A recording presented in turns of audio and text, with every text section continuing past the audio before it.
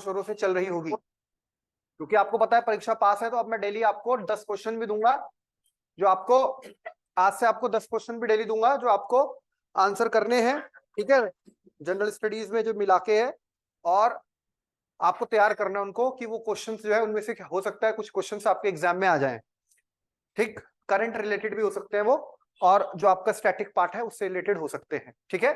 चलिए, तो आज की डेट डाल दीजिए। आज वैसे ज्योग्राफी में, इंडियन ज्योग्राफी में हम नई यूनिट भी स्टार्ट करेंगे। आज अध्याय 3 स्टार्ट होगा, इसका खंड 3, जिसमें भारत का अपवाह तंत्र हम पढ़ेंगे। लेकिन उससे पहले मैं आपको कुछ प्रश्न दे रहा हूं, मतलब पहली यूनिट का रिवीजन भी हो जाएगा और आपके आरओ के एग्जाम के लिए भी बहुत इंपॉर्टेंट रहेगा, यूपी, उत्तराखंड और जो भी स्टेट का है। तो आप लोग जरा डेट डाल दीजिए आज की और क्वेश्चंस को नोट कीजिएगा फटाफट से। आज की डेट डाल के क्वेश्चंस को नोट कीजिएगा।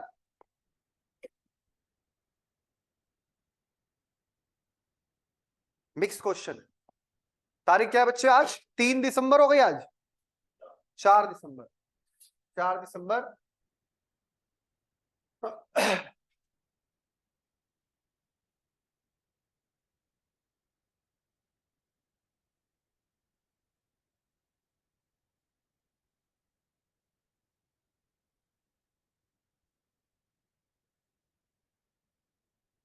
पहले तो मैं 5 आपको ज्योग्राफी क्वेश्चन दे रहा हूं और बाकी 5 मिक्स, ताकि जो है आपके उसमें भी जो आपका एग्जाम आ रहा है आरओ का, उसके लिए काम आएंगे। देखिए पहला क्वेश्चन, पहला क्वेश्चन लिखेगा, भारत का भूगोल आपके सिलेबस में है। पहला क्वेश्चन लिखेगा, इसको पूरा आपने प्रॉपर लिखना है। प्रायद्वीपीय भारत, प्रायद्वीपीय भारत के पठार के अंतर्गत, प्रायद्वीपीय भारत के पठार के अंतर्गत, प्रायद्वीपीय भारत के पठार के अंतर्गत आने वाले, आने वाले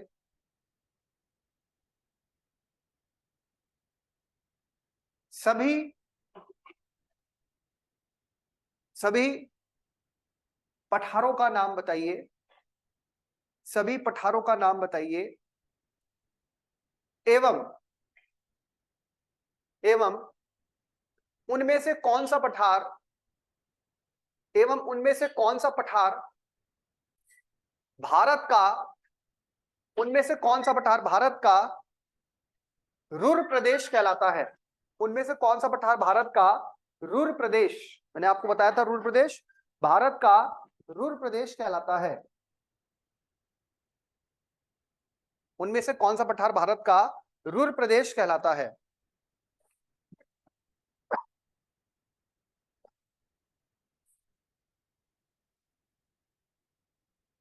भारत का रुर प्रदेश कहलाता है। अगला प्रश्न लिखिएगा, कर्क रेखा, कर्क रेखा जिन भारतीय राज्यों से, कर्क रेखा जिन भारतीय राज्यों से गुजरती है, कर्क रेखा जिन भारतीय राज्यों से गुजरती है उनका नाम बताएं, उनका नाम बताएं, एवं उन राज्यों की राजधानी का उल्लेख करें, एवं उन राज्यों की राजधानी का उल्लेख करें, उन राज्यों की राजधानी का उल्लेख करें।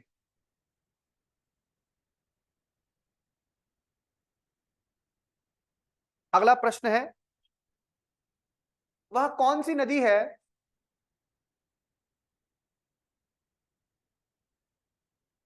वह कौन सी नदी है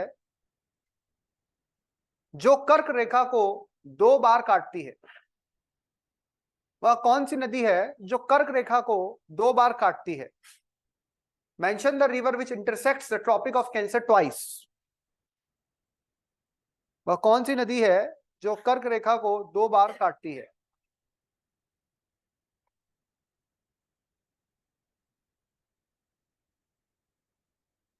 अगला प्रश्न लिखिएगा,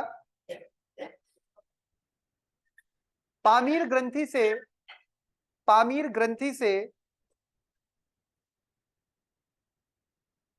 पामीर ग्रंथि से निकलने वाले, प्रमुख पर्वत श्रेणियों के नाम बताएं। पामीर ग्रंथि से निकलने वाली प्रमुख पर्वत श्रेणियों का नाम बताएं।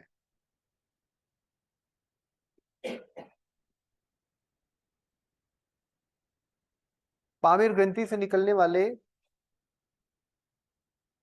विभिन्न पर्वत श्रेणियों का नाम बताएं। अगला प्रश्न लिखिएगा। नेक्स्ट क्वेश्चन, हिमालय पर्वत श्रृंखला की सबसे नवीन हिमालय पर्वत श्रृंखला की सबसे नवीन श्रेणी कौन सी है? हिमालय पर्वत श्रृंखला की सबसे नवीन श्रेणी कौन सी है?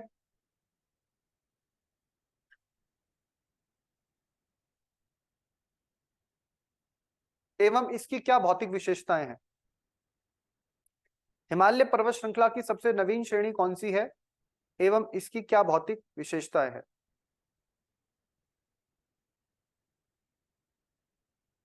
इसकी क्या भौतिक विशेषताएं? कितने प्रश्न हुए ये? 5। ये भूगोल के हैं, ठीक है। 5 प्रश्न जो आपके भूगोल के हैं। अगला प्रश्न लिखेंगे आप, छठा प्रश्न।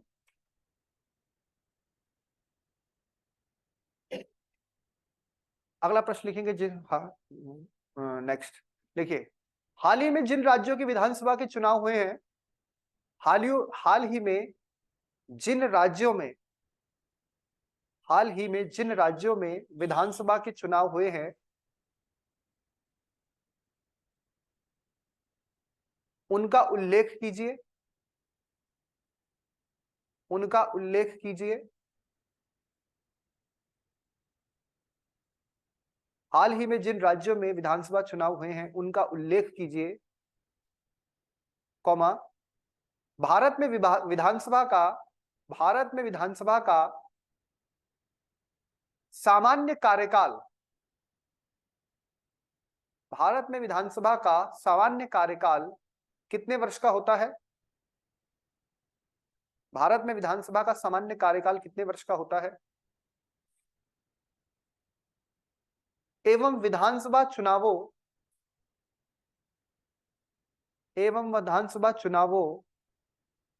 को किसके द्वारा संपन्न कराया जाता है? एवं विधानसभा चुनावों को किसके द्वारा संपन्न कराया जाता है? विधानसभा चुनावों को किसके द्वारा संपन्न कराया जाता है?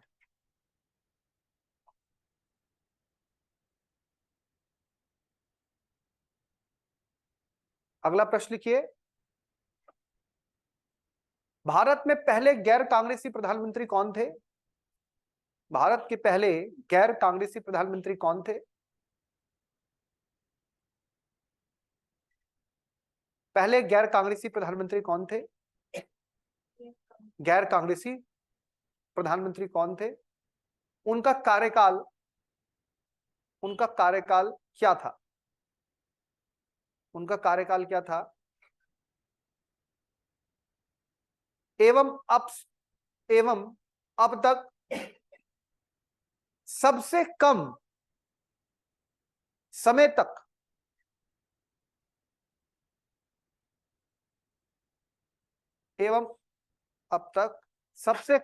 तक प्रधानमंत्री के रूप में कार्य करने वाले राजनेता का नाम बताएं, जिनका सबसे छोटा पीरियड रहा है अब तक प्रधानमंत्री के रूप में कार्य करने वाले नेता का नाम बताएं, जो अब तक सबसे कम समय तक पीएम रहे। नेक्स्ट क्वेश्चन, क्वेश्चन नंबर 8 कौन सा है? 8वां प्रश्न है। 8वां प्रश्न लिखिए, वर्ष 1857 की क्रांति के समय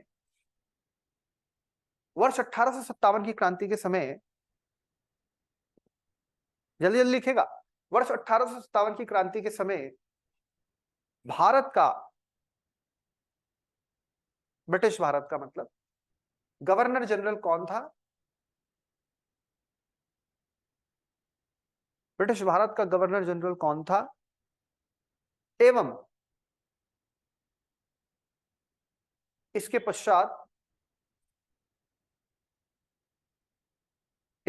पश्चात इस पद में, इस पद में, गवर्नर जनरल के पद में क्या परिवर्तन आया? क्या परिवर्तन आया? अगला प्रश्न लिखिएगा। गांधी जी ने किस कारण असहयोग आंदोलन को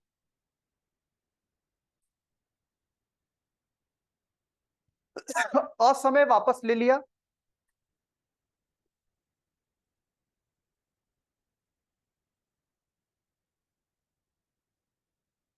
असमय वापस ले लिया एवं इसका भारतीय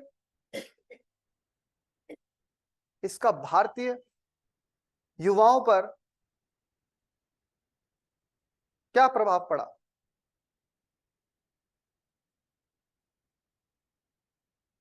इसका भारतीय युवाओं पर क्या प्रभाव पड़ा? कौन सा क्वेश्चन था ये? 9th। 10th लिखिएगा। 10वां प्रश्न, भारत में सर्वाधिक किस प्रकार की बेरोजगारी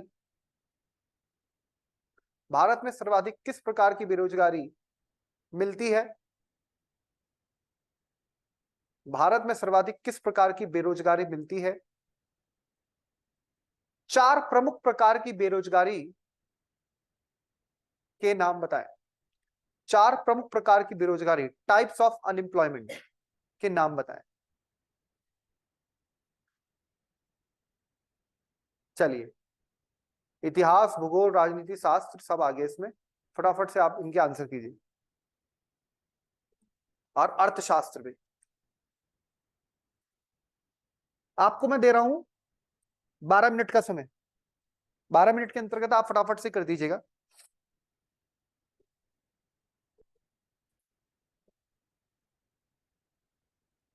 तारीख क्या है बच्चा? 4/12/2023। जो लोग बाद में आए उनके लिए मैं प्रश्न लिख रहा हूं यहाँ पे, फटाफट से देखिएगा। बेटा पहला प्रश्न बोल दीजिए। आयुष शुरू में आ गए थे। प्रायद्वीपीय, जो बच्चे बाद में आए भाई ऑनलाइन भी, प्रायद्वीपीय भारत के पठार,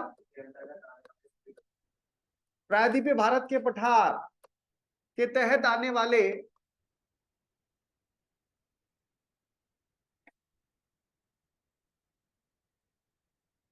सभी प्रायद्वीपों, सभी क्या पठारों का नाम बताया ना? सभी पठारों का नाम बताएं।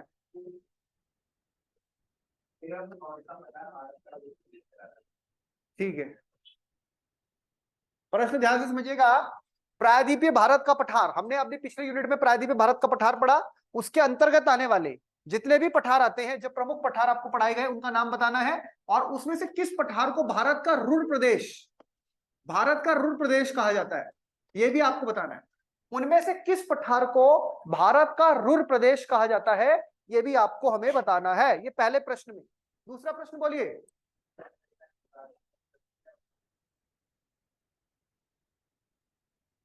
वह सभी राज्य व उनकी राजधानी, राज्य और उनकी राजधानी बतानी है जिनसे कौन सी रेखा पास होती है? कर्क रेखा। उन सभी राज्यों के नाम एवं उनकी राजधानियों का उल्लेख करिए जिनसे कर्क रेखा 23.5 डिग्री उत्तरी अक्षांश गुजरती है, पास होती है। यह दूसरा क्वेश्चन था। फटाफट शॉर्ट में लिखिएगा, जैसे मैंने शॉर्ट में लिखा है आप भी शॉर्ट में लिखिएगा, जो बच्चे बाद में लिख रहे हैं। ठीक है, तीसरा प्रश्न बोलिए फटाफट से। हाँ, वह नदी जो कर्क रेखा को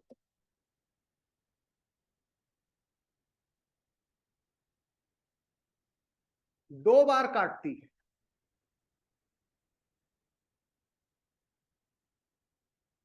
ये है तीसरा प्रश्न, फटाफट नेक्स्ट।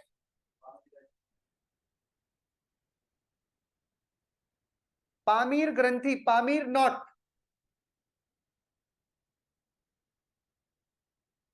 पामीर नॉट से निकलने वाली पर्वत श्रेणी है ना,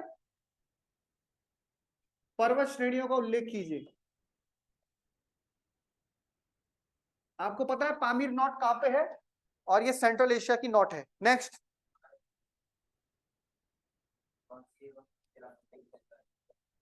हिमालय की सबसे नवीन,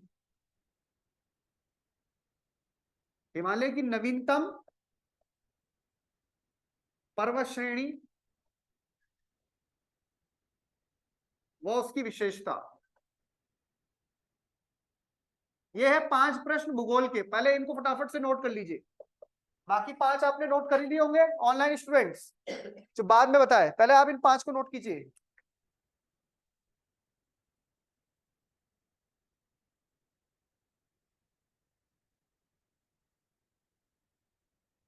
ये 5 नोट कीजिए और इनका आंसर कीजिए।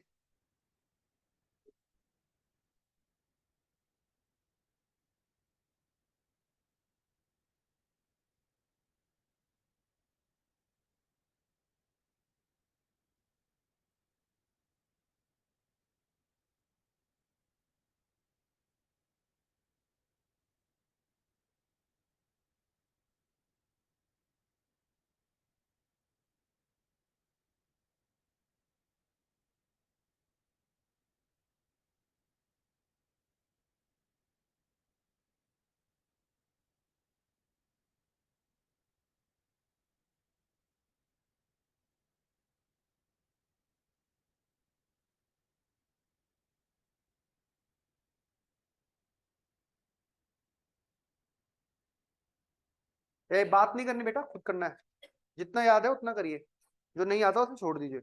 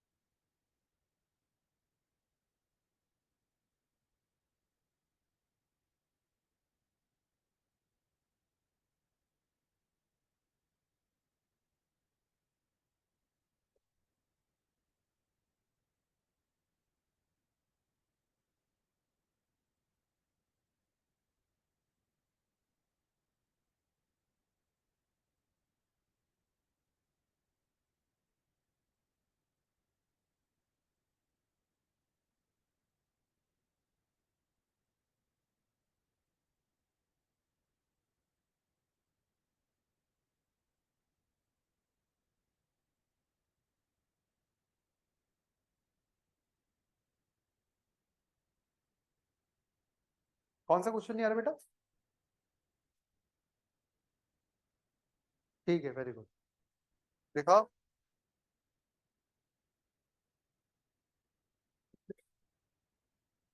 ठीक है। इनकी राजधानी नहीं लिखा आपने, इन राज्यों की राजधानी।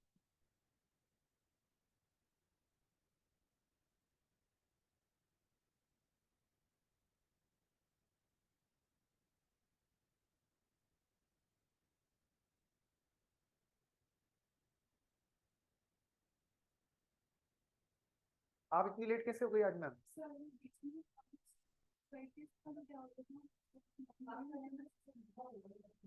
कहाँ पे?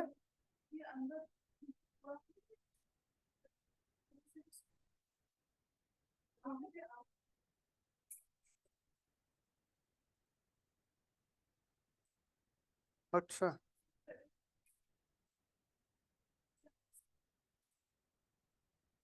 भीड़ हो रखी, पुलिस आ रखी थी।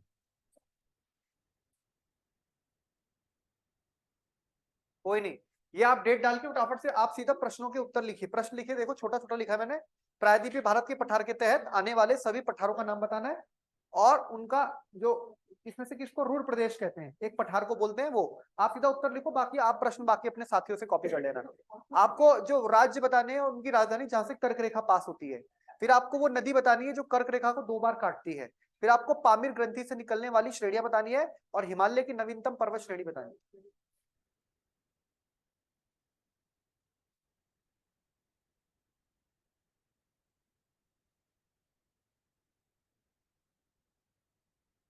सभी लोग कीजिए भाई फटाफट से आंसर। सीमा जी, शुभम, दिया, डेल, सभी लोग।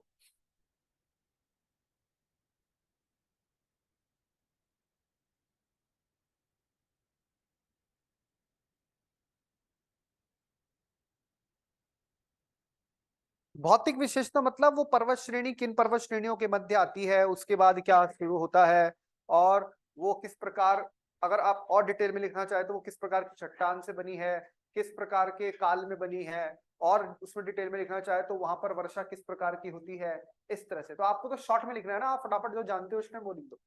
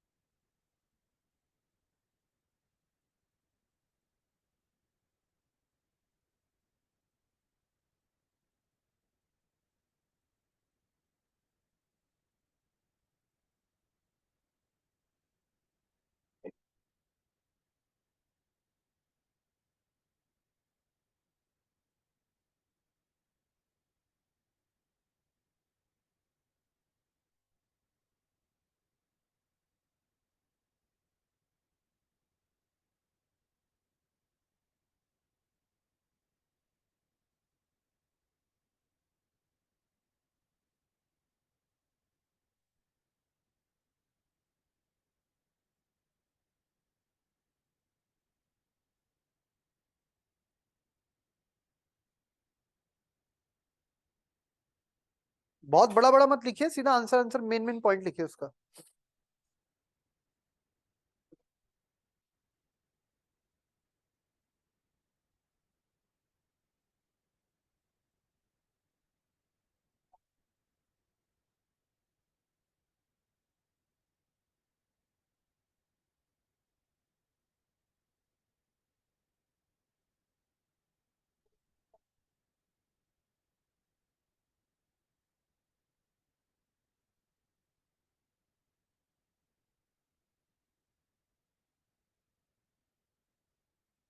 हाँ।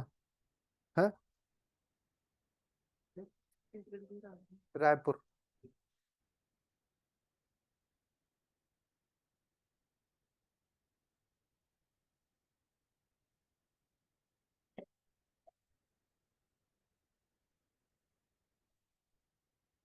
ये देख रहे हो, वो दूसरे राज्य का नाम बता रहे हो। एक राज्य की राजधानी दूसरा राज्य कैसे हो जाएगा।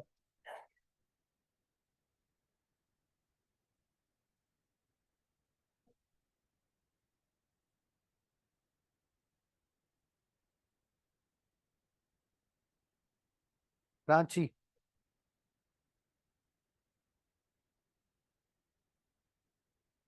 हो गया बेटा, लास्ट में आपका हो गया बेटा। दिया आपका हो गया। दिया आपने कर लिया उत्तर। Yes sir. सीमा जी आपने भी कर लिए। Yes sir. और शुभम आपने बेटा। शुभम कटायत आपने कितने करे जी। बेटा। जी सर 3 करे हैं। इनमें से कि सब में। 5। और भी है प्रश्न, 5 और है।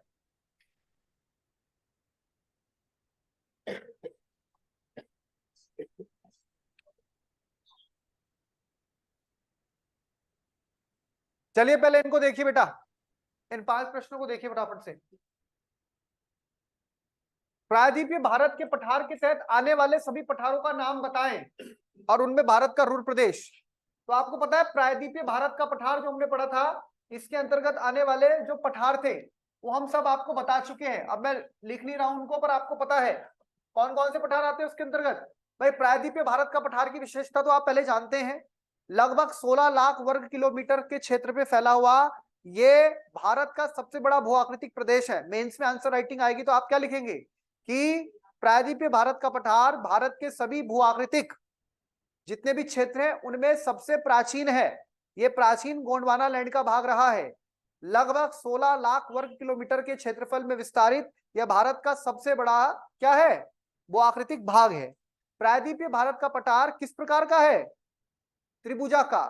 कैसा है, त्रिभुजाकार, अनियमित त्रिभुजाकार है। और प्रायद्वीपीय भारत के पठार के अंतर्गत जो विभिन्न पठार आते हैं वो इस प्रकार से हैं। तो आप क्या लिख देंगे इसमें, जैसे मालवा का पठार, जैसे रोहिलखंड, बुंदेलखंड, याद आ रहा है आपको, बघेलखंड का पठार, जैसे छोटा नागपुर का पठार, जैसे दक्कन का पठार। फिर दक्कन के पठार के आगे लिख देंगे विशेषता, दक्कन का पठार इन सभी पठारों में सबसे बड़ा है। दक्कन का पठार क्या है, सबसे बड़ा है। फिर उसके बारे में और पूछा है तो फिर लिखना पड़ता है पश्चिमी घाट पूर्वी घाट के बीच में है। तो अभी तो केवल आपसे पूछा है कि भारत के जो प्रायद्वीपीय पठार है उसके अंतर्गत आने वाले पठार, तो आपने सारे पठारों का उल्लेख करना है, जैसे मालवा का पठार, जैसे छोटा नागपुर का पठार, जैसे दक्कन का पठार, जैसे दंडकारण्य का पठार, जैसे शिलोंग का पठार, जैसे रोहिलखंड का पठार, जैसे बुंदेलखंड का पठार, जैसे बघेलखंड का पठार। और अपने आंसर को और अच्छा करने के लिए आप लिख देंगे कार्बी एंगलोंग पठार, जो कहां पे है, असम में। ठीक है, आपको याद आ रहा है ना। तो ये सभी पठार है, तो ये आपको ध्यान रखना है। यही तो आपसे प्रश्न पूछा गया था, लिखा आपने, नहीं लिखा। फिर पूछा है कि भारत का रूर प्रदेश किसे कहा जाता है, बताइए भारत का रूर प्रदेश किसे कहते हैं। छोटा नागपुर का पठार, जो संसाधन संपन्न क्षेत्र है भारत का, पूर्वी भारत में छोटा नागपुर का पठार। आयुष छोटा नागपुर का पठार विशेषता किस राज्य में, एक राज्य में जहां सबसे ज्यादा इसका हिस्सा है, बाकी तो और राज्यों में फैला है। मेनली बताओ जल्दी। Option A Paschim Bangal, option B Chhattisgarh, option C Orissa, option D Jharkhand. कौन से राज्य में, झारखंड। सबसे ज्यादा कहां है, झारखंड। झारखंड की राजधानी क्या है, रांची। झारखंड की राजधानी क्या है, रांची। सबने लिखा है प्रश्न का उत्तर, ये आपको यही लिखना था इस प्रश्न में। समझ में आ गई बात, सबको समझ में आ गई। तो पहला प्रश्न आप समझ गए, प्रायद्वीपीय भारत के पठार के अंतर्गत जो अन्य पठार आते हैं, शिलोंग का पठार, दंडकारण्य, जितने आपको बताया। अगला प्रश्न बताइए भाई, ये तो सभी बताएंगे मुझे, इस तो प्रश्न इस बार भी आया था। वह राज्य व उनकी राजधानी जिनसे कर्क रेखा पास होती है, तो सबको पता है वो राज्य कौन से हैं। कहां से शुरू करेंगे हम, गुजरात से। गुजरात, राजस्थान, एमपी, मध्य प्रदेश, छत्तीसगढ़, झारखंड, फिर पश्चिम बंगाल, फिर त्रिपुरा और मिजोरम। तो सबसे पहले आप बताइए मुझे राजधानी गुजरात की। गुजरात की राजधानी क्या है, गांधीनगर। राजस्थान की राजधानी जयपुर। मध्य प्रदेश की राजधानी भोपाल। छत्तीसगढ़ की राजधानी रायपुर। झारखंड की राजधानी रांची। पश्चिम बंगाल की कोलकाता। त्रिपुरा की अगरतला। मिजोरम की आइजॉल। बहुत बढ़िया, ये सभी राज्य आपको याद होने चाहिए और उनकी राजधानी। नेक्स्ट है, वह नदी जो कर्क रेखा को 2 बार काटती है। हमने पढ़ी थी एक नदी, वो भारतीय नदी है जो कर्क रेखा को 2 बार काटती है, वो नदी है माही। माही नदी कहां से निकलती है, विंध्यास रेंज से, मध्य प्रदेश। और माही नदी गुजरात, राजस्थान होते हुए, आपको पता है गुजरात में फाइनली कौन सा समुद्र है जिसमें गिरती है, खंबात। खंबात की खाड़ी। खंबात की खाड़ी में और कौन सी नदियां गिरती हैं, नर्मदा, तापी, साबरमती, और माही तो गिरती है ना। साबरमती, माही, नर्मदा, तापी, 4 नदियां। खंबात की खाड़ी किस समुद्र का भाग है, अरब सागर का। अरब सागर किसका भाग है, हिंद महासागर का। अगला प्रश्न है, पामीर ग्रंथि है? मैं start meeting summary with AI, ये क्या दिखा रहा है। नेक्स्ट, ये बताइए मुझे पामीर ग्रंथि कहां पर है, जल्दी बताइए। पामीर नॉट कहां पे है, पामीर की ग्रंथि आप बताइए बेटा, पामीर ग्रंथि कहां है? बोलो बोलो। Tajikistan, central Asia. कहां पे पड़ती है, सेंट्रल एशिया के तजाकिस्तान। अब आपको पता है यहां से अलग अलग दिशाओं में अलग अलग पर्वत श्रेणियां निकलती है, बता सकते हैं कोई पर्वत श्रेणियां? बताइए। तिएन शान, कुनलुन शान पढ़ा था हमने, काराकोरम, हिमालय, याद है कि नहीं है? सुलेमान, हिंदू कुश, बहुत बढ़िया। तो अलग अलग दिशाओं में अलग अलग श्रेणियां निकलती है, याद रखना है। कौन कौन सी बताई मैंने आपको? पढ़ा तो रखा है एशिया में, एशिया में पढ़ा रखा है। कौन कौन सी थी? तिएन शान, कुनलुन शान, काराकोरम, हिमालय, सुलेमान पाकिस्तान में जाती है सुलेमान रेंज, और हिंदोकुश रेंज अफगानिस्तान की, बहुत इंपॉर्टेंट। नेक्स्ट, हिमालय की नवीनतम पर्वत श्रेणी कौन सी है? हैं? बताओ सबसे नवीन कौन सी हिमालय की श्रेणी? शिवालिक श्रेणी। तो इसमें सोचने की क्या बात है? अभी तक आपने लिखा नहीं? क्यों नहीं लिखा ये? हिमालय की सबसे नवीन श्रेणी कौन सी है? शिवालिक। और शिवालिक श्रेणी को आप समझते हैं क्या बोलते हैं? बाह्य हिमालय। क्या बोलते हैं? बाह्य हिमालय। शिवालिक श्रेणी की औसत ऊंचाई कितनी है? उसके भौतिक फीचर भी तो लिखना है ना 2000 से नीचे रखनी है आपको। 1200 से 1800 या 1500 भी रख देंगे, पर 2000 से हमेशा नीचे रखनी है आपको। शिवालिक श्रेणी जो है उसकी और क्या विशेषता है? प्लायोसीन काल में शिवालिक श्रेणी बनी है। शिवालिक श्रेणी भी समांतर है किसके? किसके शिवालिक श्रेणी समांतर? मध्य हिमालय के। शिवालिक श्रेणी भी लगातार कंटिन्यू है, लेकिन बीच में एक जगह टूटी, बीच बीच में कई जगह टूटी मुटी भी है। इसके क्षेत्र नाम भी है, जैसे जम्मू कश्मीर में जम्मू हिल्स बोलते थे इसे, उत्तराखंड वाले क्षेत्र में इसको क्या बोलते थे? दुधवा क्षेत्र, दुधवा रेंज हमने पढ़ी थी। और इधर क्या बोलते हैं इसे? नेपाल में चुरिया मुरिया। नेपाल में क्या बोलते थे इसे? चुरिया मुरिया। और फिर बाद में अरुणाचल में इसकी डाफला, मिरी, अबोर, मिश्मी। ये लिखना क्यों नहीं, लिखना क्यों भूल गए आप? यही तो आपको भौतिक फीचर लिखने थे। फिर आपको पता है कि यहां पर क्या होती है? सबसे ज्यादा वर्षा होती है, क्योंकि ये किस प्रकार का काम करती है? ये आपको पता है जो मॉनसून आता है, साउथ वेस्ट मॉनसून, उसको रोक लेती है, और इस पूरे क्षेत्र में सबसे ज्यादा बारिश होती है। इसके उत्तर में प्रमुख घाटियां, इसमें दून घाटियां, दून घाटी, जैसे पाटली दून, जैसे कोटली दून, जैसे देहरादून, हरिद्वार, कोटद्वार जैसे क्षेत्र पाए जाते हैं। निचला हिस्सा आप जानते हैं जाना जाता है किस क्षेत्र के लिए? बड़े बड़े नेशनल पार्क, जैसे राजाजी नेशनल पार्क, जैसे जिम कॉर्बेट नेशनल पार्क, जैसे काजीरंगा नेशनल पार्क। फिर आपको लिखना था इसी के दक्षिण में क्या स्टार्ट होता है? मैदानी क्षेत्र, उत्तर भारत के विशाल मैदान। तो ये सब आप इसके फीचर्स में चीजें लिख सकते हो। ये क्या लिखा आपने? ये 5 क्वेश्चन का आंसर जो था, ये जो मैंने आपको बताया उस तरह से आपको लिखना था। इतनी सारी बातें हैं तो आपको फटाफट फटाफट जो बातें समझ में आ रही थी वो लिख देनी थी।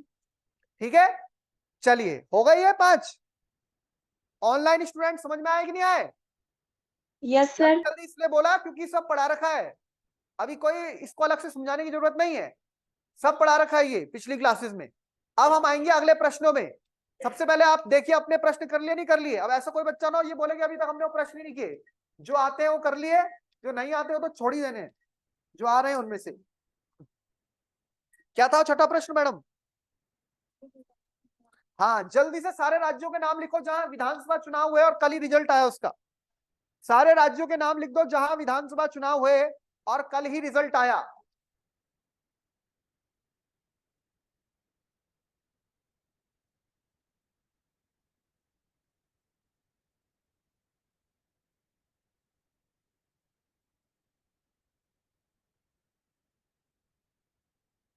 लिख दिया? चलिए भाई, अब मुझे बताइए कल किन किन राज्यों में चुनाव का रिजल्ट आया, मतलब रिजल्ट नहीं आया, जो कल जो है ये बताइए पहले किन किन राज्यों में चुनाव हुए। रिजल्ट तो अभी 4 ही राज्यों का आया। आपको पता है हाल ही में विधानसभा चुनाव संपन्न हुए, और विधानसभा चुनाव संपन्न हुए कहां? राजस्थान में। राजस्थान, मध्य प्रदेश, इन सब की विधानसभा का कार्यकाल पूरा हो रहा था, तो इनके लिए चुनाव करा दिए गए। राजस्थान, मध्य प्रदेश और छत्तीसगढ़। तेलंगाना के भी चुनाव हो गए। वैसे तेलंगाना के चुनाव तो अगले साल होने थे, लेकिन तेलंगाना की पिछली विधानसभा की वजह से जो पहले डिसॉल्व हुई, तेलंगाना में भी चुनाव हुए, वरना तेलंगाना आंध्र के साथ साथ चुनाव होते। और मिजोरम, मिजोरम में भी चुनाव हुए। तो 5 राज्यों के चुनाव हुए, है ना? पिछले महीनों में 5 राज्यों के चुनाव हुए। और आप सभी जानते हैं ये जो चुनाव है इन्हें माना गया सेमीफाइनल, क्योंकि असली जो अब अगला चुनाव होना है आम चुनाव वो 2024 में प्रस्तावित है। और 2024 में अप्रैल और मई के महीने में हमारे देश में चुनाव हो रहे होंगे पूरे देश में। अप्रैल और मई में 2024 में कौन सा चुनाव होना है? आम चुनाव, जनरल इलेक्शन। कौन सी लोकसभा के लिए आप बताइए फटाफट से, कौन सी लोकसभा के लिए 2024 में चुनाव होना है? ये आपको पढ़ा रखा है मैंने पॉलिटी में, जल्दी बताइए सर, कौन सी लोकसभा के लिए चुनाव होना है 2024 में? 18वीं लोकसभा के लिए। कौन सी लोकसभा के लिए? 18वीं। कौन सी लोकसभा चल रही है इस टाइम? 17वीं लोकसभा चल रही है। 17वीं लोकसभा का कार्यकाल कब से कब तक था? 2019 से 2024 तक रहेगा, और 24 में नई लोकसभा आएगी, 18वीं लोकसभा। तो 2024 में जो चुनाव होंगे वो पूरे देश में होंगे, उसे बोलेंगे फाइनल मैच, और उसका ये था सेमीफाइनल। इन राज्यों में प्रदर्शन से पता लग जाता या पता लग गया है, क्योंकि अब तो रिजल्ट आ चुका है, कि किस पार्टी को बढ़त मिलेगी। तो आपको समझ में आया कि इन राज्यों में से अभी तक स्थिति क्या रही है, कि जो बड़े राज्य हैं उनमें राजस्थान जैसा राज्य कांग्रेस के हाथ में रहा। मध्य प्रदेश में पहले उस टाइम कांग्रेस आई थी, लेकिन वो ये ज्योतिरादित्य सिंधिया इधर से उधर हुए, वहां बीजेपी की सरकार रही अभी तक। छत्तीसगढ़ में कांग्रेस थी, और बहुत बड़े मार्जिन से थी कांग्रेस पिछली बार छत्तीसगढ़ में, भूपेश बघेल जी के नेतृत्व में। और तेलंगाना में तो आपको पता है केसीआर, वो तो गई इस बार पार्टी पूरी। तेलंगाना राष्ट्रीय समिति जो बाद में भारत राष्ट्रीय समिति बनी, बीआरएस उसका नाम हुआ। और मिजोरम में मिलीजुली गवर्नमेंट। तो आप देखिए इस प्रकार से यहां पर जो बड़े राज्य हैं, मिजोरम का तो रिजल्ट अभी आया नहीं, आज आना है रिजल्ट। राजस्थान, मध्य प्रदेश, छत्तीसगढ़, तेलंगाना, इनमें से हम देखें एक में तो ना बीजेपी ना कांग्रेस, वहां की तो लोकल पार्टी थी टीआरएस, जो अब बन गई बीआरएस, ठीक है। तेलंगाना राज्य, इसकी राजधानी क्या है? हैदराबाद। ये वही राज्य है जो 2014 में बना है, आंध्र प्रदेश से अलग हुआ है, इसकी राजधानी हैदराबाद है। बचे ये 3 राज्य। तो यहां पे तो भाई लोकल पार्टी थी, लोकल पार्टी इनकी हार गई, जो स्थानीय पार्टी है टीआरएस जिसे बोलते थे, उसका नाम बीआरएस हो गया था। तो यहां पर अब पार्टी किसकी आ गई है? कांग्रेस। तो कांग्रेस के हाथ में साउथ इंडिया के अब 2 स्टेट आ गए। अभी कर्नाटक राज्य आया था इसी साल अप्रैल मई की बात है, अप्रैल मई में कर्नाटक राज्य जीते थे वो, और अब दूसरा साउथ इंडिया का स्टेट आ गया। कौन सा? तेलंगाना। बीजेपी के पास कोई भी साउथ इंडिया का स्टेट नहीं है। कर्नाटक था, एक ही राज्य में उनकी गवर्नमेंट बनती है कर्नाटक में, और बाकी में तो जीतते भी नहीं। तेलंगाना, केरला इनमें नहीं आती। लेकिन कल 8 सीटें आ गई हैं तेलंगाना में। बीजेपी का धीरे धीरे गढ़ बढ़ रहा है वहां पे, तमिलनाडु में और केरल में भी। तो तेलंगाना और कर्नाटक में तो बीजेपी स्ट्रांग रही है, गवर्नमेंट भी बनाई है। तेलंगाना राज्य आपको पता है यहाँ पे ये स्थिति रही बात छत्तीसगढ़। छत्तीसगढ़ में कांग्रेस की बहुत बड़ी पावर के साथ गवर्नमेंट थी, बड़ा राज्य भी है, इंपॉर्टेंट राज्य, लेकिन यहां पर कौन आई? बीजेपी। मध्य प्रदेश में भी कौन आ गई? बीजेपी, ऑलरेडी बीजेपी ही थी। और राजस्थान में भी बहुत बड़ा उलटफेर हुआ, यहां पर भी कौन आ गई? बीजेपी। जबकि यहाँ पे अशोक गहलोत की सरकार थी, यहाँ पे शिवराज सिंह चौहान की सरकार चल रही थी, और यहाँ पर आपकी भूपेश बघेल की सरकार चल रही थी। अब आप देखिए यहां पर बड़ा उलटफेर, ये हिंदी हार्टलैंड है, ये सभी हिंदी भाषी राज्य हैं। तो अभी हिंदी भाषी राज्यों में कौन छा गई है? बीजेपी। और भारत की राजनीति में सबसे बड़ा रोल भी किसका होता है? हिंदी भाषी राज्यों का, क्योंकि हिंदी भाषी राज्यों में ही सबसे ज्यादा क्या है? सीटें हैं। तो आप देखते हो तीनों ही राज्यों में, बड़े राज्य हैं ये, राजस्थान बड़ा राज्य है, मध्य प्रदेश बड़ा राज्य है, छत्तीसगढ़ बड़ा राज्य, इन राज्यों में भाजपा की सरकार आई है। इससे एक बार फिर ये स्पष्ट हो रहा है 2024 के लिए, आप समझ पा रहे हैं कि अगर यही ट्रेंड रहा तो 24 में भाजपा रिपीट हो सकती है, और एक बार पुनः नरेंद्र मोदी का तीसरा प्रधानमंत्री के रूप में कार्यकाल हम लोग देख सकते हैं।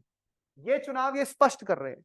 इससे एक बड़ा झटका कांग्रेस को लगा। साउथ इंडिया में तो कांग्रेस मजबूत हुई है, कर्नाटका उसके पास आया है, और तेलंगाना भी आ गया है। लेकिन केरला में कम्युनिस्ट पार्टी है, तमिलनाडु में डीएमके है जो कांग्रेस का ही एलाय है, इसके जिनका कौन सा गठबंधन है वो भारत इंडिया गठबंधन, और बाकी जो आपका है आंध्र प्रदेश, वहां भी रीजनली आपको पता है गवर्नमेंट रहती है। नॉर्थ इंडिया में कांग्रेस के पास केवल एक राज्य रह गया है, वो कौन सा है? हिमाचल प्रदेश। और कहीं है कांग्रेस की गवर्नमेंट नॉर्थ इंडिया में? पंजाब में भी आम आदमी पार्टी है। तो नॉर्थ इंडिया में कोई नहीं रह नहीं गया। नॉर्थ इंडिया में देखो अब आप बहुत बड़ा समीकरण बदल गया है। तो ये आपको पता लग रहा है, समझ में आ गई बात। राजधानी राजस्थान की जयपुर, एमपी की भोपाल, छत्तीसगढ़ की रायपुर, तेलंगाना की हैदराबाद और मिजोरम की आइजॉल। नेक्स्ट, और क्या पूछा था इसमें, विधानसभा का कार्यकाल कितने वर्ष का होता है? 6 वर्ष का। कहां से हो गया? 5 वर्ष का। कितना होता है? 5। लोकसभा का भी कार्यकाल कितना होता है? सामान्यता, हालांकि उससे पहले भी भंग हो सकती है। यही था प्रश्न। इसके चुनाव कौन कराता है? Election commission of India, Bharat निर्वाचन आयोग। कौन कराता है? भारत में राष्ट्रपति, उपराष्ट्रपति, राज्यों के और लोकसभा, राज्यों के और आपके जो सेंटर के चुनाव हैं, कौन से? लोकसभा के, उनको कौन कराएगा? लोकसभा भी और राज्यसभा भी। मतलब आप सब बोलो, भारत में राष्ट्रपति, उपराष्ट्रपति, संसद और राज्य विधानमंडल के चुनाव भारत का निर्वाचन आयोग कराता। चलिए 7वां प्रश्न बताइए मुझे। 7वां प्रश्न बोलिए आयुष।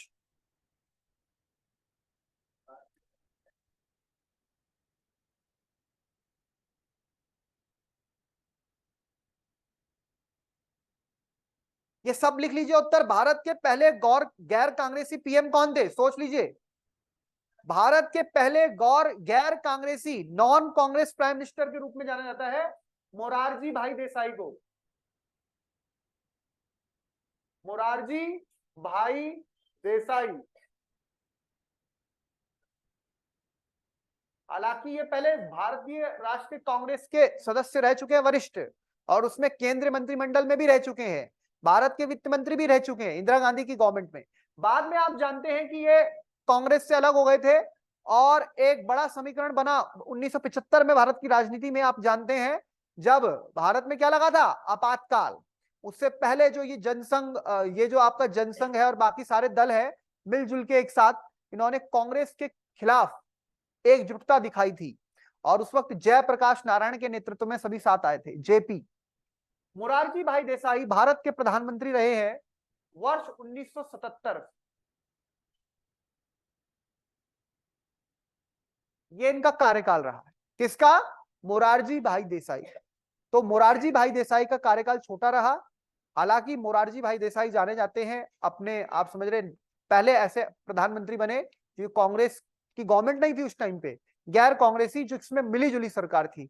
और आपको मैं पहले बता चुका हूं, मोरारजी भाई देसाई की सरकार में बड़े चेहरे में चौधरी चरण सिंह, जो आगे चल के पीएम बनेंगे मोरारजी के बाद। और मोरारजी भाई देसाई की सरकार में ही जो एक बड़ा चेहरा थे, वो थे अटल बिहारी वाजपेयी, जो उस वक्त भारत के विदेश मंत्री थे। आपको याद है, मैंने पढ़ा रखा है आपको। और ये भी ध्यान रखना है आपको, 79 तक ये सरकार चली।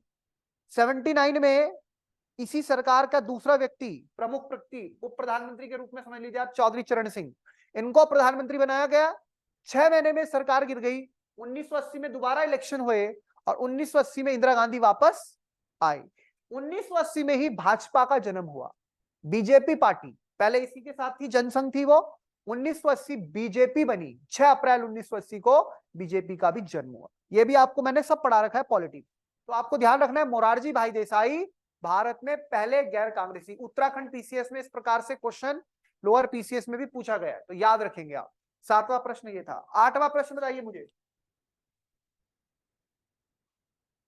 क्या है सेकंड पार्ट?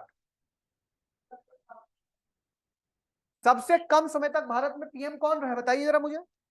अटल बिहारी वाजपेयी। कौन रहे हैं? अटल बिहारी वाजपेयी, जिनके नाम अटल बिहारी वाजपेयी, एबीवीपी हो गया, इनके नाम पर आप जानते हैं, इनके नाम पर 13 दिन का रिकॉर्ड रहा है। 13 दिन तक ये भारत के पीएम रहे, सबसे कम कार्यकाल के रूप में, 13 दिन तक के कार्यकाल के रूप में रहने वाले अटल बिहारी वाजपेयी 1996 में, कब?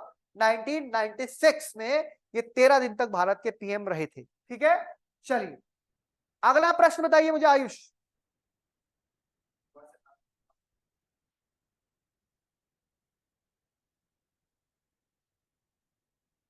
अठारह की क्रांति के समय ब्रिटिश भारत का गवर्नर जनरल कौन था, बताइए जरा।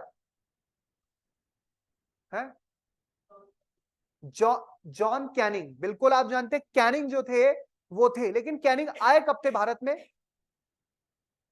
लॉर्ड कैनिंग भारत के कब गवर्नर जनरल? 56 में। वेरी गुड, 1856 में कैनिंग भारत आए और कैनिंग का कार्यकाल है 62 तक का, 1862 तक का कैनिंग का कार्यकाल है। तो कैनिंग के नाम पे 2 रिकॉर्ड बनते हैं। पहला रिकॉर्ड ब्रिटिश गवर्नर जनरल, यानी कि ब्रिटिश इंडिया में गवर्नर जनरल के रूप में अंडर द कंपनी, कंपनी का शासन था अब तक। तो यहां पर ये क्या रहे हैं, last governor general of India under company rule, governor general of India कब तक रहे, 56 से 58 तक, क्योंकि इन्हीं के कार्यकाल में 1857 इन्हीं के बीच में आएगा। 1857 में हुआ भारत का प्रथम स्वतंत्रता संग्राम, the first revolt, the great revolt of 1857। इसके बाद में 1858 में आया एक act, the good governance act 1858 का, और उसी अधिनियम में क्या हुआ आपको पता होना चाहिए, उसी अधिनियम में यहां पर कंपनी का शासन तो समाप्त हुआ, डायरेक्ट सत्ता ब्रिटिश ताज के हाथ में चली गई, है ना। और कौन थी क्वीन उस टाइम, एलिजाबेथ कहां थी उस टाइम पे, एलिजाबेथ तो कब पुरानी थी इतनी, एलिजाबेथ तो 1603 में मर गई थी, एलिजाबेथ नहीं, क्वीन कौन थी इस टाइम पे, विक्टोरिया। इस टाइम विक्टोरिया कौन थी, क्वीन विक्टोरिया। 1857-58 की बात चल रही है। और याद रखेंगे आप 1858 में जो नया एक्ट आया उसके बाद इसका नाम क्या हो गया, वाइसरॉय। तो ये भारत का, ब्रिटिश भारत का फर्स्ट वाइसरॉय भी बना, रिप्रेजेंटेटिव ऑफ द क्वीन और द मोनार्क इन इंडिया। कौन, कैनिंग, याद रखना है कैनिंग के नाम पे इंपॉर्टेंट है। इसी टाइम पे भारत की राजधानी एक दिन के लिए एक शहर बना था, ये उत्तराखंड पीसीएस में आ रखा है क्वेश्चन। कौन सा शहर भारत की, आपको पता है कलकत्ता भारत की राजधानी रहा है, दिल्ली भारत की राजधानी शिफ्ट हुआ 1911 दिल्ली दरबार में, आपको पता है जब आपको पता है कौन आया था, जॉर्ज फिफ्थ, क्वीन मैरी। लेकिन भारत की राजधानी एक शहर रहा है केवल एक दिन के लिए, वो कौन सा शहर था, इलाहाबाद। वेरी गुड, इलाहाबाद, बिल्कुल सर आपको सही पता है, इलाहाबाद भारत की राजधानी रहा है एक दिन के लिए। ये भी हमेशा ध्यान रखिएगा, कभी ऑप्शन आएगा तो वहां पे भोपाल भोपाल कुछ भी लिख देंगे, पटना पता नहीं क्या क्या डाल देंगे, बॉम्बे बॉम्बे, आपको लिखना है इलाहाबाद, ठीक है। एक दिन के लिए भारत की राजधानी रहा है इलाहाबाद। नेक्स्ट क्वेश्चन बोलेंगे, 8वां प्रश्न बोलिए फटाफट से। गांधी जी ने असहयोग आंदोलन, आप मुझे बताइए मैडम असहयोग आंदोलन पहले कब हुआ था, ये नहीं पता तो क्या पता है फिर, ये तो हिस्ट्री में 1919 को हुआ था। आप बताइए असहयोग आंदोलन कब शुरू हुआ, 1919 में। आप बताइए बहुना मैम, दिया, असहयोग आंदोलन कब शुरू हुआ, सर 1930 1903। 30 तीन में कहां से अभी, 30 गांधी 30 30 नहीं, 30 में तो आपका कौन सा हुआ, सविनय अवज्ञा, सिविल डिसोबीडियंस, दांडी मार्च। हाँ भाई आयुष, 1935 कौन बोल रहा है, 35 42 भारत छोड़ो, 1942 में भारत छोड़ो ये लगाने के लिए भी आते हैं। पहला कौन सा हुआ, चोरी चोरा कब हुआ, भारत छोड़ो कब हुआ, ये तो याद होने चाहिए भाई। असहयोग आंदोलन 1920 से 1922 है। 1919 में क्या घटना हुई, जलियांवाला बाग, रोलट एक्ट के खिलाफ 1919 में हुआ था जलियांवाला बाग, इसमें पूरी रणनीति बनी। और 1920 में उसी दिन से शुरू हुआ था जिस दिन बाल गंगाधर तिलक का निधन हुआ था, 1 अगस्त 1920, 1 अगस्त 1920 से लेके 5 फरवरी 1922 तक। कौन सा आंदोलन है, एनसीएम, नॉन कोऑपरेशन मूवमेंट। तो आप बहुत सबसे सही आप थी, सटीक एकदम 1920 के पास। हाँ तो 1920 याद रखना है, कर रणनीति उसकी 1919 से स्टार्ट हो गई थी। जलियांवाला बाग के बाद महात्मा गांधी को लगा कि अब तो अंग्रेजों ने इनके ऊपर, सिखों की भावनाएं भड़क गई थी, हिंदू उनसे वैसे ही परेशान थे, क्योंकि एक कानून लाए थे वो रोलट एक्ट, जिसे बोलते हैं नो वकील नो दलील नो अपील वाला, उसकी कारण ये जलियांवाला बाग का कांड हुआ। उधर से मुसलमान नाराज थे क्योंकि वर्ल्ड वॉर 1 में खलीफा को, आप जानते हैं खलीफा जो एक एम्पायर था ओटोमन एम्पायर, उसकी हार हुई थी, खलीफा को अपदस्थ कर दिया गया था। तो मुसलमानों के जो नेता थे अली ब्रदर्स, मोहम्मद अली, शौकत अली, वो गांधी जी से मिले, ऑल इंडिया खिलाफत कमेटी भी बनी, और इसी के साथ एक और आंदोलन चल रहा था, खिलाफत आंदोलन। अच्छा, इसी के दौरान आपने एक पढ़ा होगा मोपला विद्रोह, मोपला रिवोल्ट। मुझे बताइए मोपला विद्रोह, मोपला कहां पे है और ये कब हुआ? बहुत बढ़िया, केरल। आप गए हैं ना केरल, आपने सुना है इसका नाम मोपला? इसलिए देखो जाके भूगोल से हिस्ट्री भी पता लग गई। और मोपला विद्रोह कब हुआ है? 1921 में। कब हुआ है? 1921 में। तो ये भी आपको ध्यान रखना है हिस्ट्री में, मोपला अपराइजिंग इसे बोलते हैं, ये भी आपको ध्यान रखना है। इसका कारण आप पता कीजिएगा क्या है, बहुत महत्वपूर्ण रहा है। तो अब मुझे लास्ट बताइए, ये आंदोलन गांधी जी ने एकाएक वापस क्यों लिया? चोरा चोरी इंसिडेंट, बहुत बढ़िया। अब चोरा चोरी कहां है? चोरा चोरी यूपी में है, और यूपी में कहां है? गोरखपुर में, गोरखपुर। और वहां एक पुलिस स्टेशन पर उग्र भीड़ ने आग लगा दी थी, हिंसा के कारण गांधी जी ने इसको वापस ले लिया। तो ये भी आपको ध्यान रखना है एकाएक। अच्छा, इसका प्रभाव क्या पड़ा फिर?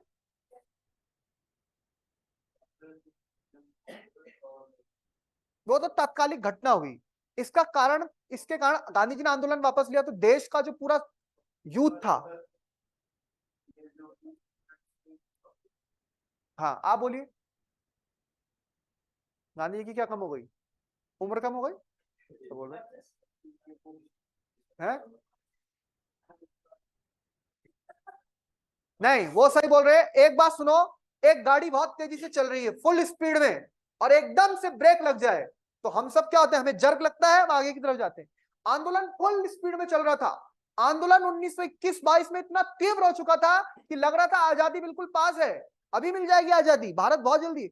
लेकिन एक उतने बड़े देश में एक क्षेत्र में एक घटना हुई, और गांधी जी ने इस आंदोलन को एकाएक वापस लिया। ये ऐसा ही कुछ था कि एक चीज बहुत तेजी से चल रही है, गाड़ी चल रही है, और एकदम से ब्रेक, इससे यूथ जो है बहुत ज्यादा जो है एक प्रकार से डिमोरलाइज हो गया। उसकी जो एनर्जी थी वो उसे कहां चैनलाइज करे? तो एक चीज आप ये देखिए, इसमें क्या हुआ, आंदोलन वापस लेने के कारण इसका बड़ा प्रभाव ये पड़ा कि कांग्रेस की पॉपुलैरिटी, जब जब गांधी बीच बीच में आंदोलन वापस लेंगे, कांग्रेस की पॉपुलैरिटी पे असर पड़ेगा, और लोग फिर दूसरा चैनल देखेंगे। इसी के बाद आपने देखा था एक पार्टी बनी HRA, Hindustan Republican association. Ashfaq Ullah Khan का नाम आपने सुना होगा, राजेंद्र लाहिड़ी, रोशन सिंह, और ये लोग आगे घटना कर देंगे बहुत तगड़ी। 1925 में काकोरी कांड आप पढ़ेंगे, काकोरी रेल लूट कांड। ये तो क्रांतिकारी घटना हुई, जो लोग क्रांतिकारी घटनाओं में चले गए। दूसरा, कांग्रेस के अंदर भी बहुत बड़ा सिरदर्द हो गया, क्योंकि गांधी जी तो हो गए अरेस्ट, और अब कांग्रेस आगे क्या करे? तो कांग्रेस फिर टूटेगी, गया अधिवेशन होगा, CR दास और मोतीलाल नेहरू, और कांग्रेस टूट के बनेगी कांग्रेस खिलाफत स्वराज पार्टी। यानी कांग्रेस एक बार फिर टूटेगी। 1907 में टूटी थी कांग्रेस, गरम दल नरम दल, सूरत अधिवेशन।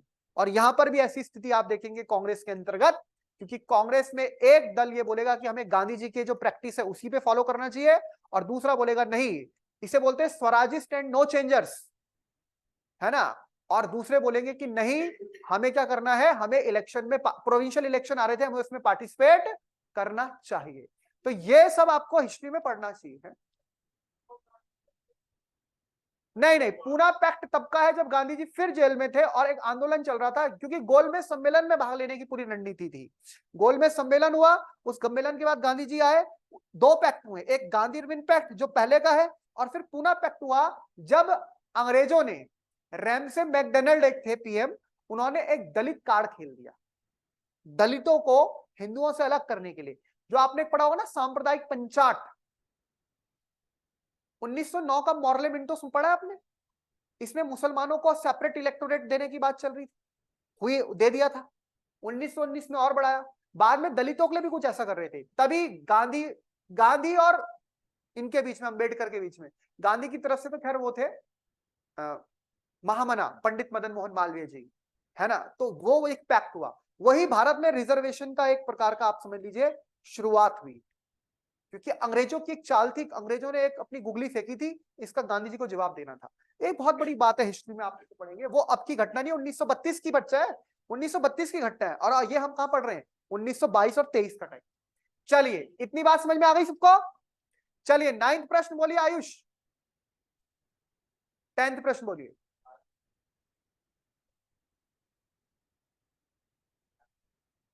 हाँ अब बेरोजगारी की भी बात है भाई, अब हम इकोनॉमिक्स पढ़ेंगे। बेरोजगारी क्या होती है? बेरोजगारी, अगर बेरोजगारी को डिफाइन किया जाए तो क्या होती है बेरोजगारी?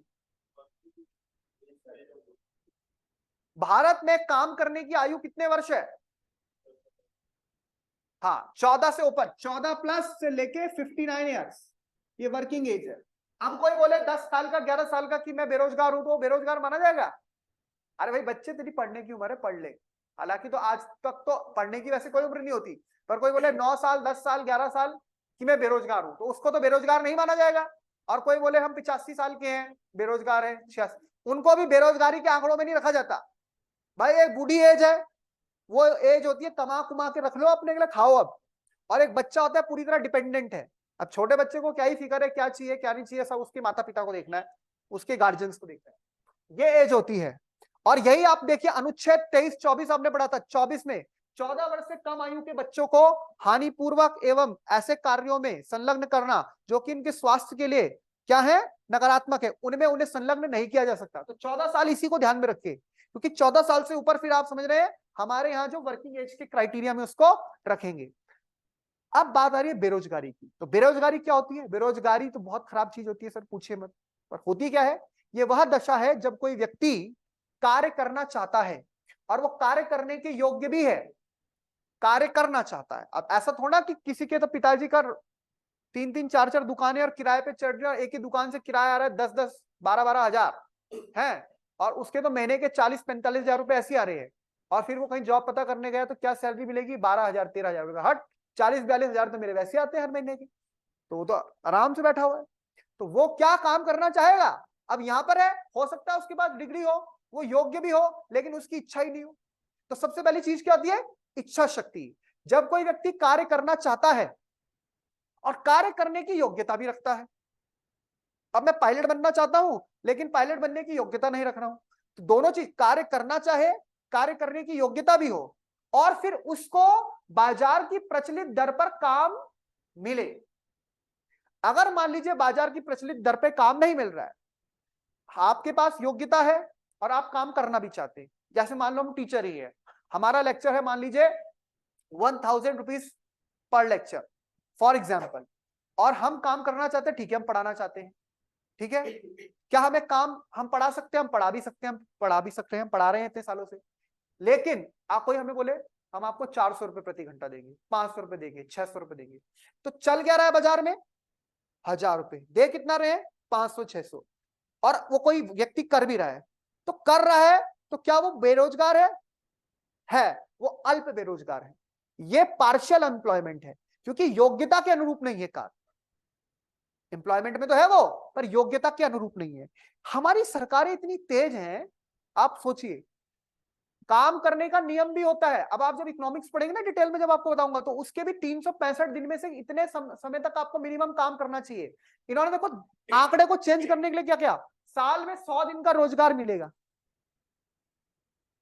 MNREGA, Mahatma Gandhi national rural employment guarantee act, उसने क्या बोला है कि 365 दिन में से कम कितने दिन? 100 दिन। 100 दिन की गारंटी, अच्छी बात है कि कम से कम 100 दिन, लेकिन 365 में से केवल 100 दिन काम करके चल जाएगा? मिनिमम पर उन्होंने गारंटी दी कि इतना तो काम मिलेगा। इससे इन्हें आंकड़ा सुधारने में भी मदद मिलती है। इतना दिखा देंगे आंकड़ों में, फिर इसका डेटा ऐसा निकलेगा, और ये दिखा देंगे कि हमारे यहाँ इतने लोग बेरोजगार है, इतने अल्प बेरोजगार है, इतने बेरोजगारी से बाहर आ चुके हैं। तो बेरोजगारी बहुत खराब चीज होती है। बेरोजगारी क्या होती है? बेरोजगारी वह दशा है जब कोई व्यक्ति काम करना चाहता है, यानी काम करने की इच्छा रखता है, काम करने की योग्यता भी रखता है। अब मैं बोलूं मैं मजदूरी का काम करना चाहता हूं, और मान लीजिए मैं हैंडीकैप्ड हूं, या किसी का हाथ नहीं है, या किसी का पैर नहीं है, तो अब तो वो फिर योग्यता खत्म हो गई ना। तो काम करने की इच्छा भी हो, कईयों की इच्छा बहुत कुछ होती है लेकिन योग्यता नहीं है, समझ रहे हो? काम करने की इच्छा भी हो, योग्यता भी हो, और जो प्रचलित मजदूरी दर है, यानी जो वेजेस हैं स्टैंडर्ड, उसके अनुरूप उसको काम मिले। अगर नहीं मिल रहा है, पार्शियल मिल रहा है, तो वो अलग चीज है। तो इस प्रकार से बेरोजगारी को आप डिफाइन करेंगे। भारत में आप पढ़ेंगे, इकोनॉमिक्स में पढ़ाऊंगा आपको, एक संस्था होती थी NSSO, एक होती थी CSO, national sample survey office, central statistical office, अभी तो ये सब बन गया एनएसओ, नेशनल स्टैटिस्टिकल ऑफिस, राष्ट्रीय सांख्यिकी कार्यालय, आंकड़े जारी किए जाते हैं। लेबर ब्यूरो द्वारा भी आंकड़े जारी किए जाते हैं। हाँ, इसी में अब मर्ज हो गया, एनएसओ बन गया, मोदी जी ने कर दिया। ठीक है, अब आप मुझे बताइए कि बेरोजगारी भारत में सबसे ज्यादा कौन सी प्रकार की है? वैसे कितने प्रकार की बेरोजगारी है? तो बहुत सारे प्रकार की है, जैसे सीजनल मौसमी बेरोजगारी, स्ट्रक्चरल संरचनात्मक बेरोजगारी, समझ रहे हैं, डिस्गाइज प्रच्छन्न बेरोजगारी, आपने सुनी है ना कि प्रच्छन्न बेरोजगारी भी होती है, मौसमी बेरोजगारी भी होती है, चक्रीय बेरोजगारी भी होती है, अलग अलग प्रकार की बेरोजगारी होती है। तो यही तो मैंने आपसे पूछा है, तो कौन कौन सी बताई मैंने आपको? सीजनल, मौसमी जो है, जो एक पर्टिकुलर मौसम में है आपके पास काम, फिर मौसम के बाद, अभी सर्दियों का मौसम है तो गजक गजक पट्टी, मूंगफली वालों के पास तगड़ा काम है, कंबल वालों के पास भी काम है, वो आजकल आ रहे हैं घर घर, कंबल ले लो, रजाई ले लो, ये ले लो, वो ले लो। अब गर्मी में कौन लेगा कंबल रजाई? तो आप समझ रहे हैं, एक पर्टिकुलर मौसम में काम है और एक पर्टिकुलर मौसम में काम नहीं है। कृषि के क्षेत्र में भी ऐसा होता है, जब रबी की फसलें, खरीफ की फसलें तो काम है, फिर बीच में 3-3 4-4 महीने काम ही नहीं है। दूसरा कौन सा हो गया आपका? साइक्लिक, चक्रीय, कभी इकोनॉमी में बूम आ जाएगा, कभी इकोनॉमी में रिसेशन आ जाएगा, कभी तो इकोनॉमी ऊपर चढ़ेगी, कभी एकदम डाउनवर्ड हो जाएगी, तो चक्रीय बेरोजगारी भी होती है। और कौन सी होती है? डिस्गाइज्ड। डिस्गाइज्ड क्या होती है बच्चों? डिस्गाइज्ड प्रच्छन्न होती है, लगता तो है काम कर रहा है लेकिन काम वास्तव में वो नहीं कर रहा है, छिपी हुई, जो काम कोई 6 व्यक्ति कर रहे हैं और लगा दिए तुमने 10 व्यक्ति, वो काम 6 में भी हो रहा था और 10 लगा दिए तो उनके भी सैलरी कम हो गई, वो इनमें बढ़ गई, और ये चारों के होने से कोई आउटपुट में मार्जिनल आउटपुट जीरो है, तो फायदा है क्या उनका? इसके अलावा क्या होती है? स्ट्रक्चरल। स्ट्रक्चरल मतलब संरचनात्मक,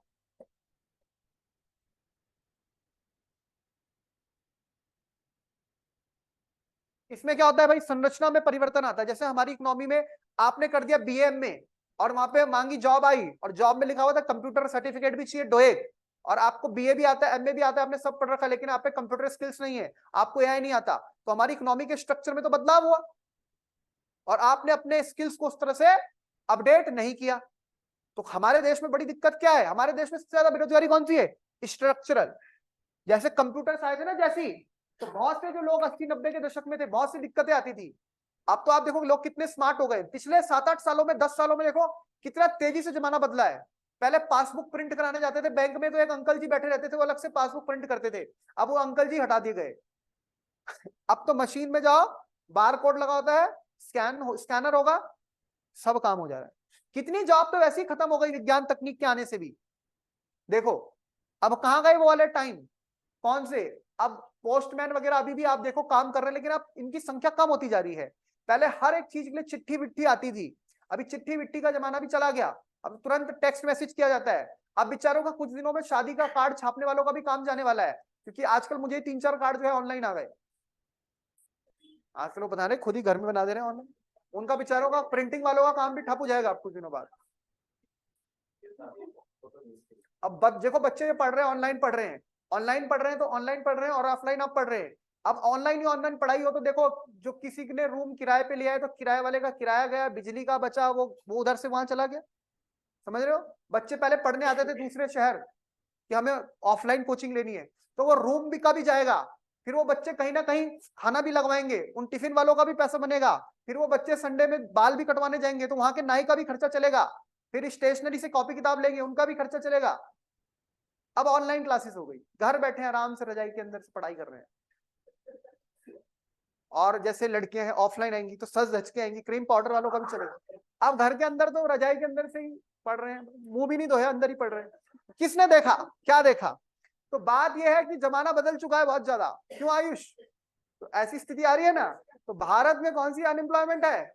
स्ट्रक्चरल अनएम्प्लॉयमेंट है। और इसके लिए हमें क्या है, अगर हम बहुत तेजी से नहीं बढ़ेंगे, तकनीक में आगे नहीं बढ़ेंगे, अपने आप के स्किल्स नहीं बढ़ाएंगे, तो हम पिछड़ जाएंगे। अब टीचरों को कितनी दिक्कत हुई, सोचो ऑनलाइन आया जा, पुराने बूढ़े बूढ़े टीचर होते थे जो पुराने स्कूल सरकारी, चल ही नहीं रहा, कभी उनकी आवाज आ रही, कभी एक बार कितनी दिक्कत है ऑनलाइन टीचर्स को। कोरोना के टाइम पे एकदम इकोनॉमी के स्ट्रक्चर में चेंज हुआ, जरूरत ये आई, जिनको पहले से प्रॉपर थी, डिजिटल बोर्ड नहीं चलाने आ रहे थे, ये वाले जो बोर्ड है ना, मैंने भी पहली बार बोर्ड 2019-20 में चलाया, ये वाले बोर्ड भी नहीं चलाने आ रहे थे, कलर नहीं मिल रहा था, कभी हैंग हो जा रहा था, पीपीटी इधर उधर जा रही। पुराने टीचरों को कहाँ है कि पीपीटी जो बेचारे 45, 50, 55 साल के, सीखना पड़ा उनको, तकनीक बदली, कई बार उनको दिक्कतें आ गई, बच्चे इतने हल्ला मचा रहे हैं घर में, तो समझिए आप बहुत सी दिक्कतें आई, कई लोगों को जॉब मिलती है, कई लोगों की जॉब हटती है, तो ये आपको समझना है बेटे, ठीक है। तो ये रहा आपका पूरा किस तरह जो हमने आपको प्रश्न बताए, इनका आपको उत्तर करना है। अब आ जाइए आप अपने भूगोल में, हेडिंग डालिए भारत का अफवाह तंत्र, ठीक है।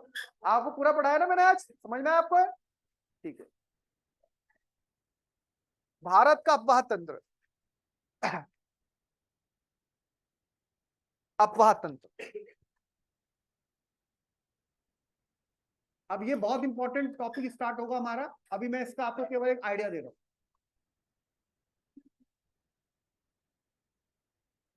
देखिएगा, अफवाह तंत्र, ये हेडिंग डाल दीजिए। आपको पता है भारत को नदियों का देश कहा जाता है, क्या कहा जाता है, नदियों का देश।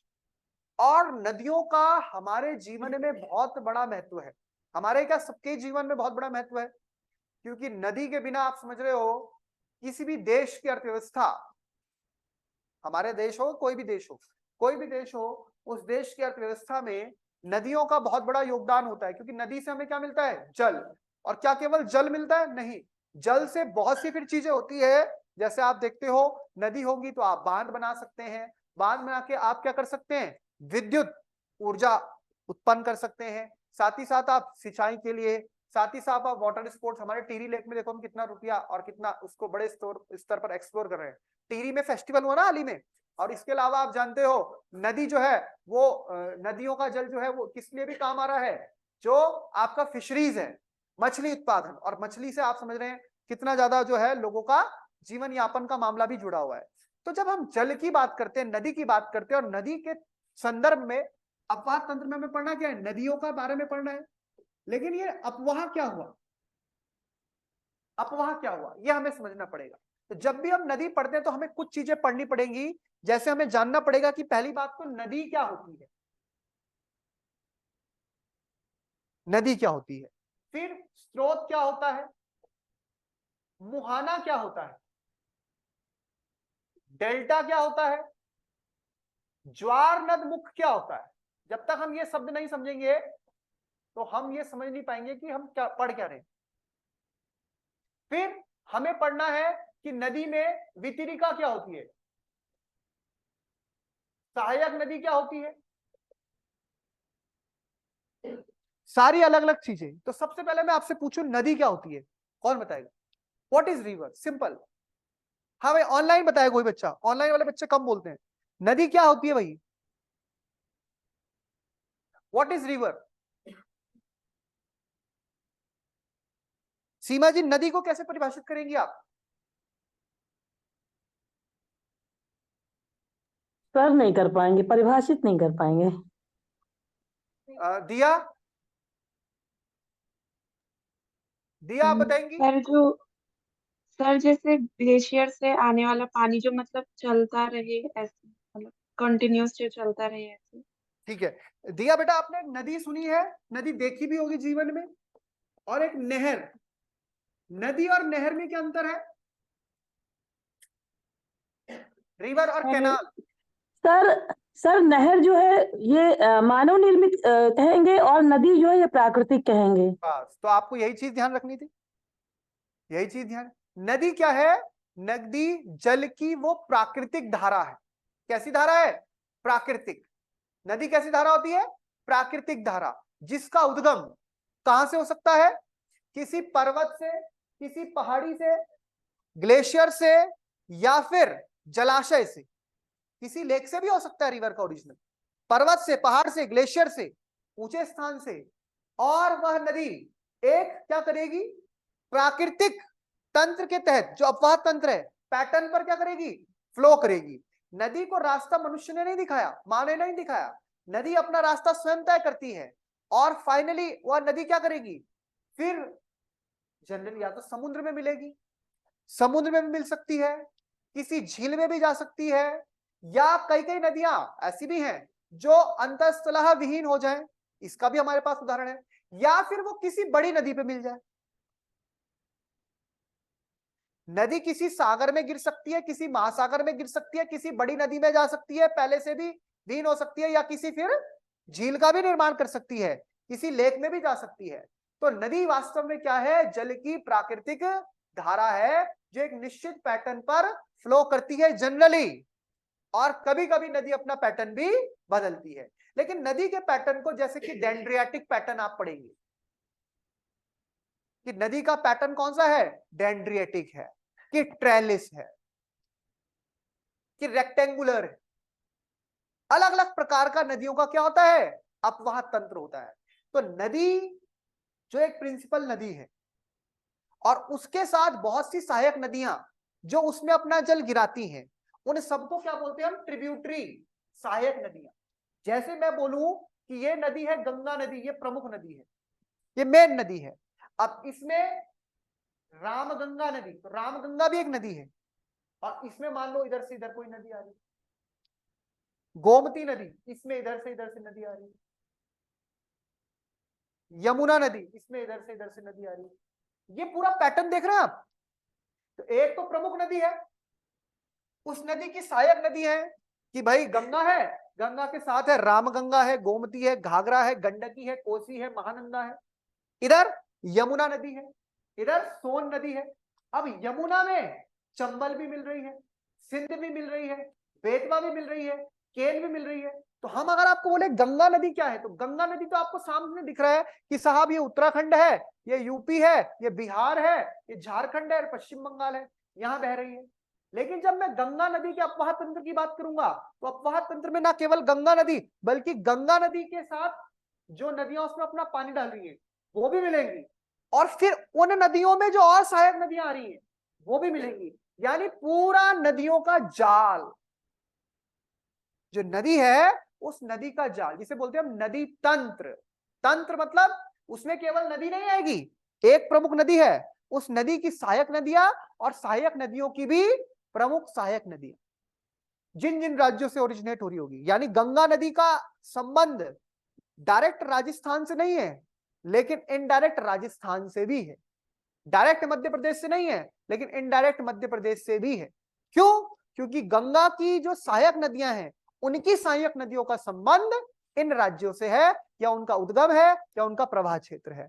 तो जब ये पूरा सिस्टम बड़े लेवल पे पढ़ा जाता है, इसको हम बोलते हैं नदी का अपवाह तंत्र। बात समझ में आ गई? तो नदी नहीं पढ़ रहे हम केवल नदी नहीं पढ़ रहे हैं। नदी तो हम पढ़ते हैं वन डे एग्जाम के लिए, वन लाइनर एग्जाम, जो कि भाई नदी कहां से गुजरती है, ये कहां से निकलती है और कहां जाती है। हमने पढ़ना है पूरा अपवाह तंत्र। दूसरी बात, स्रोत क्या हो गया? ये तो सिंपल है, सोर्स। नदी निकल कहां से रही है उसको बोलते हैं हम source, source of the river. Source क्या हो सकता है किसी नदी का?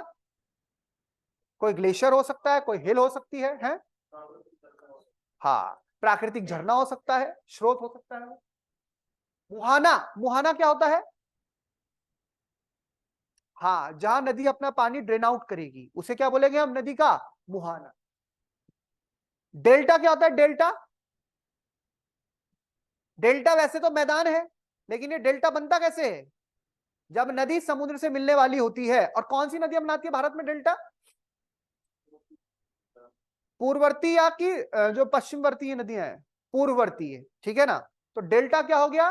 डेल्टा वो मैदानी क्षेत्र बनता है बिल्कुल समुद्री और नदी के मुहाने के निकट, जहां पर नदी समुद्र से मिलने वाली होती है और अपना सारा जो अवसाद है उसको वहां निक्षेपित कर देती है। उससे एक लंबे अंतराल में क्या बन जाता है? डेल्टा। ज्वार नदमुख क्या होता है? ये भी बताया था आपको, एस्चुरी। हाँ, यहां पर क्या होगा? सीधा एक ऐसा क्षेत्र जहां पर आपका खारा पानी और आपका नदी का मीठा पानी, उनका आपस में क्या होगा? मिलन होगा। नेक्स्ट, वितरिका और सहायक नदियां, ये तो मैंने आपको बता दिया है, ठीक है। तो भारत में जब नदी पढ़ेंगे उसमें perennial river, non perennial river, और फिर नदियों में आपका जो तीन प्रमुख नदी तंत्र है, जैसे सिंधु नदी तंत्र, जैसे गंगा नदी तंत्र और ब्रह्मपुत्र नदी तंत्र। सिंधु नदी तंत्र के ऊपर यूपीएससी ने पिछले साल की पिछले से पिछले साल भी क्वेश्चन बनाया। इंडस रिवर के ऊपर, गंगा नदी पर भी बहुत से प्रश्न बनते रहते हैं। गंगा नदी को लेकर भारत सरकार की जो तमाम स्कीम्स है, जैसे आज के समय नमामि गंगे परियोजना, उत्तराखंड में बार बार पूछते हैं फलाना परियोजना कब शुरू हुई। वन डे एग्जाम में इस तरह से पूछा जा सकता है। गंगा नदी को राष्ट्र नदी का दर्जा कब दिया गया, ऐसा पूछा जा सकता है। सिंधु नदी पे सिंधु नदी जल समझौता के ऊपर प्रश्न आ रखे हैं, ठीक है ना। आरओ में आपको और पीसीएस में आपको और इसके आगे का पढ़ना है, और सहायक नदियों की सहायक नदियों में भी प्रश्न बनते हैं, ठीक है। कौन सी प्रमुख नदियां किस ग्लेशियर से निकलती है वो प्रश्न बनते हैं।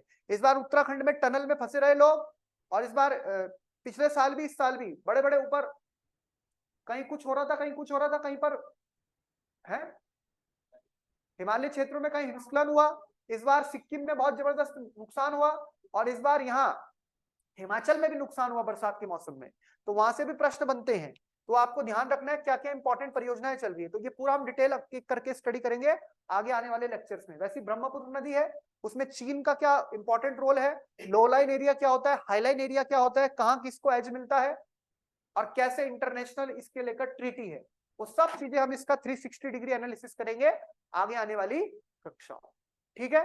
तो यहाँ पर आप समझ लीजिए अब आपका कौन सा टॉपिक स्टार्ट होने वाला है, बहुत इंपॉर्टेंट, नदी तक। जितना आपको आज पढ़ाया ये भी आपको ध्यान रखना है, और कल से जो हम पढ़ेंगे वो भी हम स्टार्ट करेंगे नदी के संबंध। चलिए भाई, तो आज के लिए इतना ही। हाँ पूछ लेना। आज के लिए इतना ही, आपसे मिलेंगे हम अब कल, क्या है, ट्यूसडे, मंगलवार को, ठीक है। जय हिंद, जय Bharat, Vande Mataram, God bless you.